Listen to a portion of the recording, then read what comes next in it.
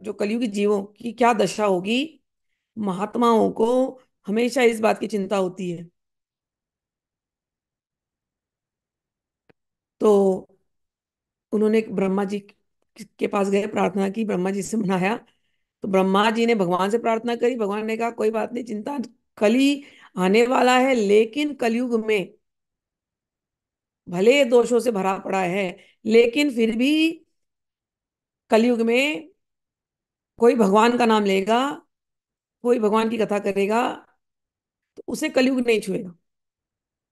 तो इसलिए आप लोग कथा कीजिए। तो पूछा गया कलयुग में कथा कहाँ करें, हर जगह तो कलयुग आ गया है, तो कोई एक जगह आप बताइए। तो भगवान ने अपना अपना चक्र छोड़ा, और जब चक्र छोड़ा तो वो चक्र जा करके नैमिषरण्य, नैमिष, वहां पर जाकर के गिरा। और जो जिस जगह पे गिरा वो इतने तेजी से है वहां। जब शौनक ऋषि गए थे तपस्या करने को, तो सारे उनके साथ 88,000, 88,000 ऋषि लोग गए थे सब साथ में। तो सब बैठे और भगवान को प्रार्थना कर रहे हैं, और ये चक्र आया। तो ऐसे मतलब वो चक्र जमीन को काटता हुआ गया पाताल लोक में, और इतना जल निकला, इतना जल निकला कि सारे ऋषि डूब जाते हैं। तो उनको बचाने के लिए भगवती पराम्बा, जय माँ श्री ललिता, श्री ललितांबिका, श्री ललिता त्रिपुर सुंदरी वहां पर आई हैं, वहां पर प्रकट हुई। और माँ ललिता त्रिपुर सुंदरी ने, जब तक ये यज्ञ चला, ये सप्ताह यज्ञ नहीं थे, भागवत यज्ञ जो था सप्ताह यज्ञ नहीं, महीनों का यज्ञ नहीं, 1 साल 2 साल का यज्ञ नहीं, कितने साल का, 1000 साल का यज्ञ, 1000 साल का यज्ञ किया। तो 1000 साल की भागवत का हम सारांश सुन रहे हैं, ठीक है ना। तो वो जो जगह है नैमिषारण्य, अभी भी वहां पर जब आप कभी दर्शन करने जाओगे तो चक्र जैसा है तीर्थ वहां का। और वहां पर एक हम लोग गए थे जब दर्शन करने, तो रुद्रावर्त बोल करके एक स्थान है, तो वहां का जो पानी है अभी भी ऐसे घूमता है चक्र के जैसे। तो उस तट का नाम उन्होंने रुद्रावर्त दिया, लेकिन ये पूरा पानी ऐसा ही है। तो रुद्रावर्त में जब हम लोग गए, मैं थी, गौरव थे, नमाजिया थी, एक और मेरी यहाँ की स्टूडेंट है, मेरी फ्रेंड भी है, वो भी आई थी। तो हम लोग रात्रि के समय गए थे, एकदम रात। मतलब आज भी वहां जाओ तो रात के समय हम लोग ऐसे ही गए रुद्रावर देखने के लिए, और अंधेरा हो गया था। तो जाते समय तो सब घर डर गए, सबने गाड़ी में सब मुझे पूछने, जाना है क्या अम्मा, सच्ची जाना है क्या हम, मतलब इतना, क्योंकि रात था, लाइट नहीं है, एकदम अंधेरे की किसी को आदत नहीं, सब शहरी लोग हैं, सब अमेरिका से आ रहे हैं, दिल्ली से आ रहे हैं। तो जहां गाड़ी रोकी, वहां जाना है क्या अंदर, मैंने कहा अब तो आ गए हैं, तो अब जाएंगे। तो हम लोग गए रात रुद्रावर्त में। वो झांकी मुझे कभी भूलती नहीं, एकदम अंधेरा है, जंगल के अंदर जा रहे हैं हम लोग। और जैसे हम गए रुद्रावर्त में, तो चांदनी, मतलब चांद खाली वो चमक रहा है, और चांद में वो रुद्रावर्त को दिखाई दे रहे हैं, वो जल। और रुद्रावर्त के वो जो जल है ना, वो ऐसे से घूम रहा है, चक्र है उसके अंदर।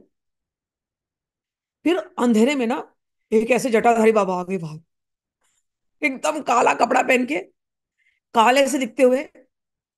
मतलब अंधेरा, ऊपर से जटाधारी को ऐसे आ जाए उस जगह में एकदम। और ऊपर से ऑलरेडी ये लोग 4 बार सोच रहे हैं कि महाकाली वीर बहादुर सिंह है वहां, उसके पीछे पीछे सब चल रहे हैं। तो आ गए, आंखें एकदम लाल लाल। पूजा करानी है, मैंने कहा इतनी रात को पूजा, ठीक है करा लेंगे। बोले लाए हो फूल, फल, मैंने कहा नहीं लाए, हमें थोड़ी पता था यहाँ पर मंदिर भी है क्या, हम तो ऐसे ही आ गए थे। तो बोले जाओ, वहां शिव जी का मंदिर है, वहां से ले आओ फल। तो एक बार गए, एक बार किसी को भेजा, शायद गौरव को भेजा, मैंने गौरव जी देख के फल वाला है क्या, तो बोला माँ सब चढ़ाए हुए हैं, वहां कोई ताजा फल नहीं है। तो हमने कहा भैया सब चढ़ाया हुआ है, क्या लेके आना है स्वामी बाबा जी। तो वो हंसने लगा, बोलता है क्या चढ़ाया हुआ है, कौन सी ऐसी चीजें जो चढ़ाई हुई नहीं है भगवान को।